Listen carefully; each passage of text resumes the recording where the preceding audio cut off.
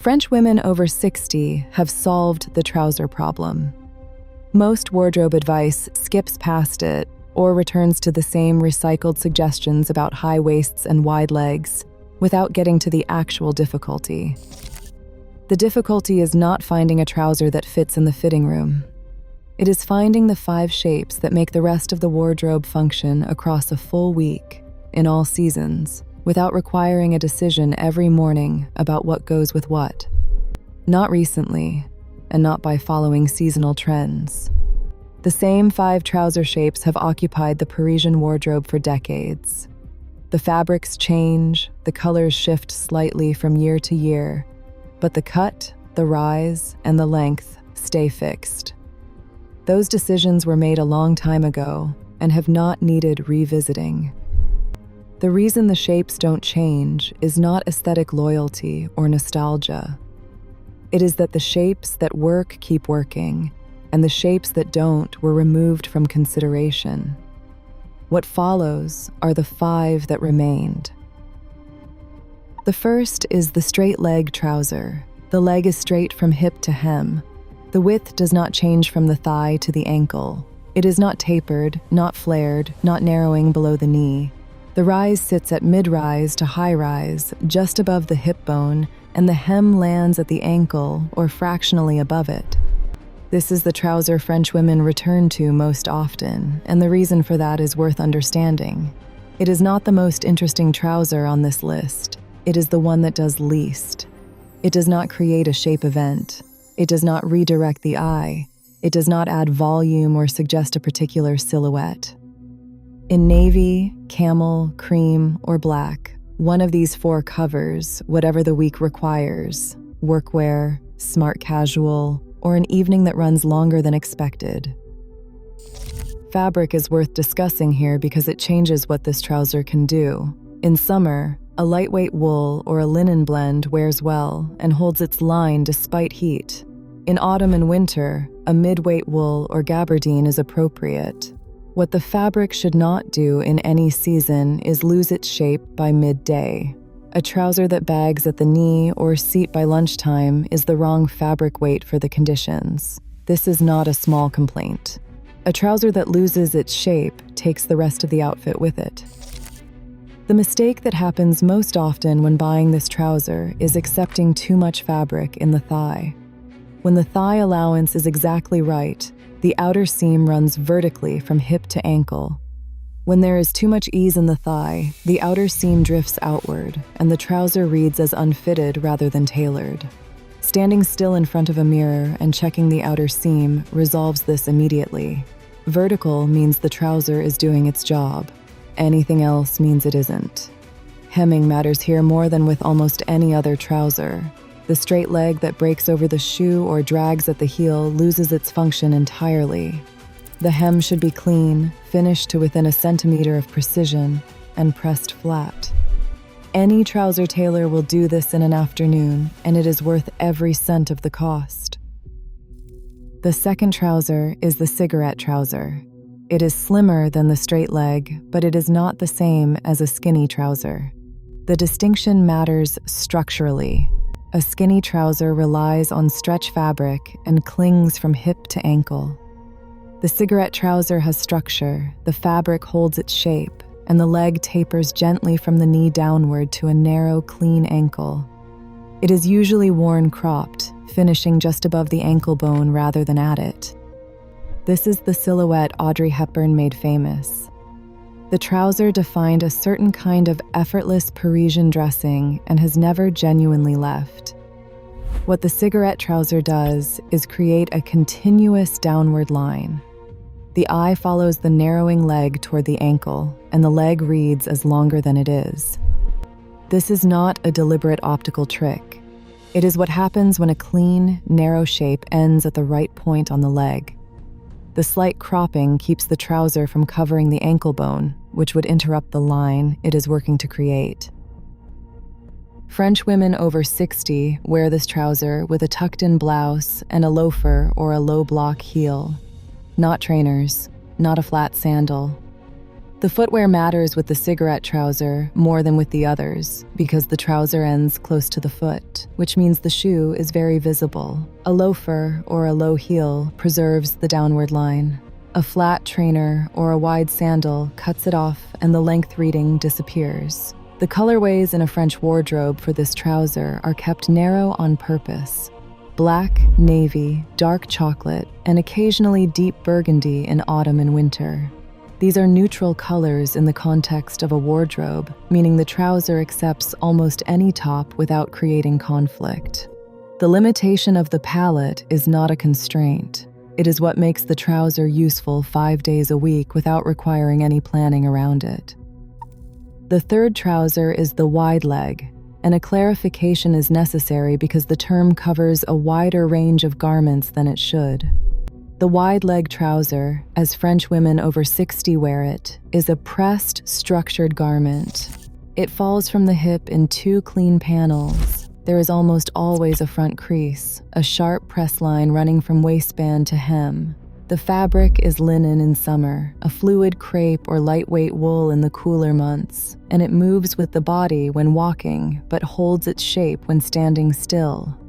This quality is what separates it from the unstructured pull-on wide leg that is sold as casual wear. They do not look similar on the body, despite sometimes looking similar on a hanger, and this distinction is the one that matters.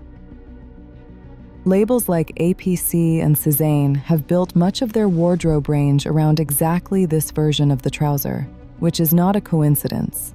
The wide leg trouser provides proportion. The volume at the lower half of the body balances whatever exists at the upper half without the wearer having to calculate anything. A narrow hip or a fuller one, a rounder midsection. The wide leg accommodates these without making any of them the subject of the outfit. This is what French women mean when they describe this trouser as effortless. The garment is managing the visual weight. The wearer is not.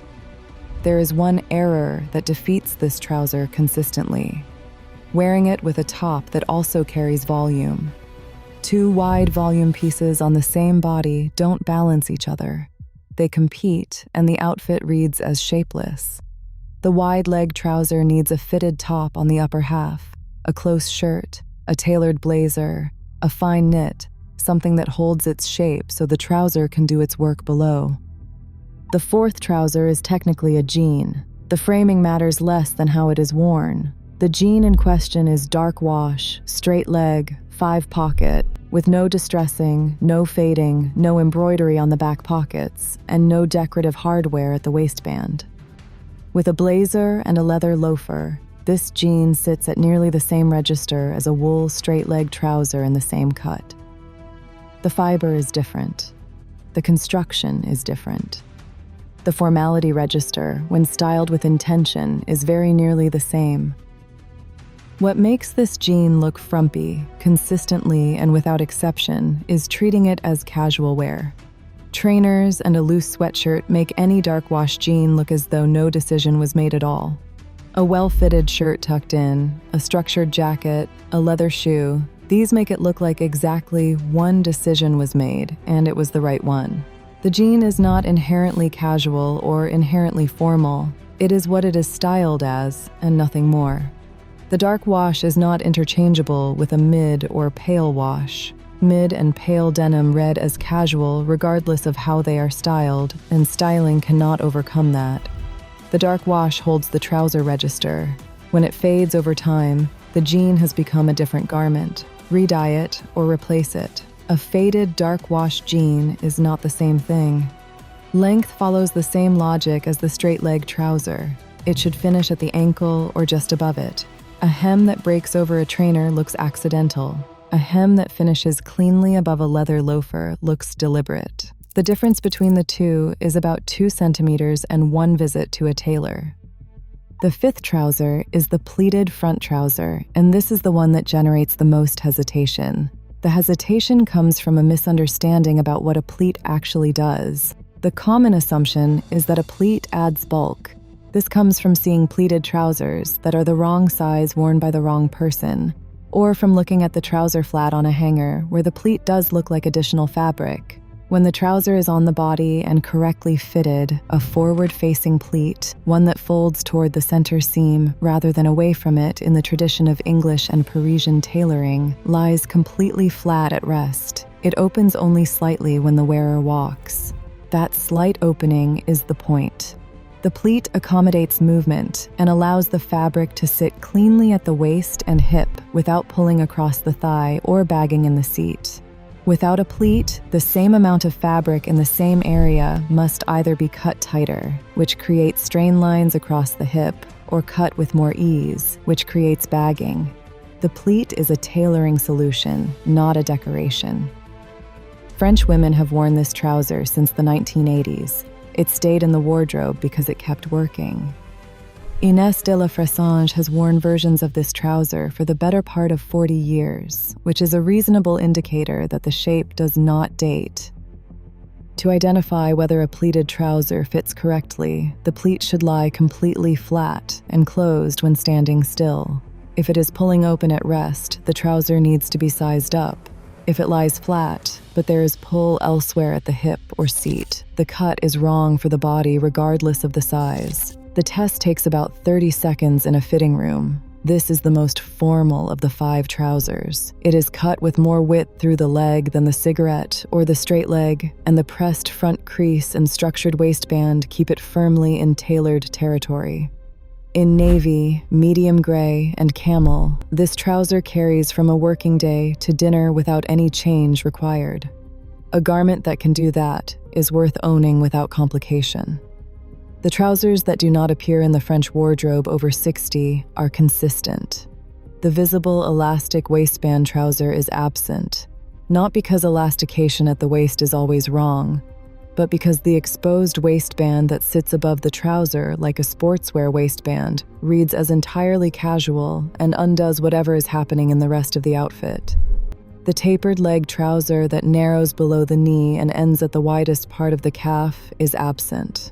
Pale and mid-wash denim with decorative pocket detail is absent, not because comfort is a low priority, but because these cuts and details work against the body rather than with it. Comfort is entirely available inside the 5 trousers above, particularly the wide leg and the pleated front. Comfort and frump are not the same category. They never were. Frumpy, when you look at it carefully, is almost always the result of a hemline at the wrong length, a rise at the wrong point, a fabric with no structure, or a shape that cuts the leg exactly where it should not be cut. These errors appear at 30 and at 70. They are not age-related problems. The Parisian wardrobe over 60 avoids them not by following an elaborate system of rules, but by owning the 5 trouser shapes that do not make those errors and not owning the others. Buy them once, correctly, and hem them immediately. After that, there is nothing left to decide.